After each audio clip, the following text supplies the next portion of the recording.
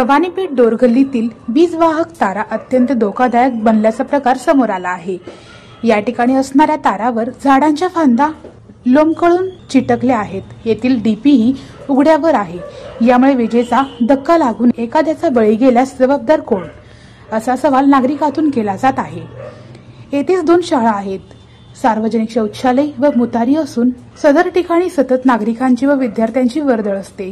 अण्णाप्पा काडादी प्रशाला व पालिका शाळा क्रमांक 2 मधील विद्यार्थी व पालक या रस्त्यावरून सतत ये-जा करतात। या सर्वांना चुकून विजेचा धक्का बसून जीव गेल्यास जबाबदार कोण, याची चिंता सर्वांना लागली आहे। येथील डीपी बंदिस्त करावा, तसेच झाडांच्या फांद्या तोडण्याबाबत वीज मंडळाकडे वारंवार तक्रार करूनही त्याकडे दुर्लक्ष होत असल्याचा आरोप स्थानिक रहिवाशांनी केला आहे। एखादा अनुचित प्रकार घडण्यापूर्वीच वीज मंडळाने सदरच्या झाडांच्या फांद्या तोडण्याची मागणी नागरिकांनी केली आहे। दोरगल्लीतील वडाचे झाड धोकादायक बनले आहे। झाडाच्या फांद्या विजेच्या तारावर लोंबकळत आहेत। वीज मंडळाचे वारंवार तक्रार करूनही त्याकडे कानाडोळा होत आहे। डीपी ही उघड्यावर असून एखादी दुर्घटना घडण्यापूर्वीच वीज मंडळाने तात्काळ झाडाच्या फांद्या तोडून डीपी बंदिस्त करावा, अशी अपेक्षा वीरशैव कक्कया समाजाचे विश्वस्त दीपक सोनकवडे यांनी व्यक्त केली। मी राहतो त्या भागामध्ये दोरगल्लीमध्ये 2 वडाचे झाड आहेत। एक झाड काडादी चाळीजवळ आहे आणि एक झाड 2 नंबर शाळेमध्ये आहे।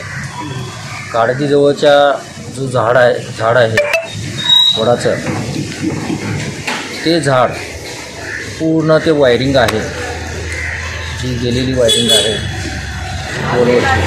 त्या वायरिंगमध्ये फांद्या सगळ्या जोडलेल्या आहेत। ते कधी तुटतील, कधी काय होईल किंवा कधी त्यांना करंट बसेल ते सांगता येण्यासारखं नाही।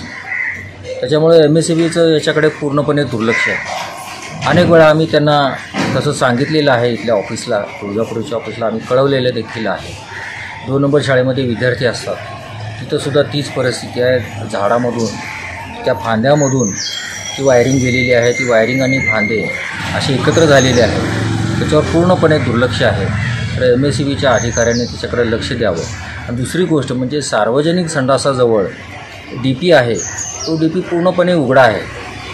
त्याच्याकडे कित्येक वर्ष झालं कोणाचंच लक्ष नाही। आता सोलापूर शहरामध्ये अनेक डीपी उघडे आहेत, पण त्याला त्यांनी सुरक्षा केलेली आहे, जाळी वगैरे लावून सुरक्षा वगैरे केलेली आहे, पण तसा प्रकार इथं दिसत नाही।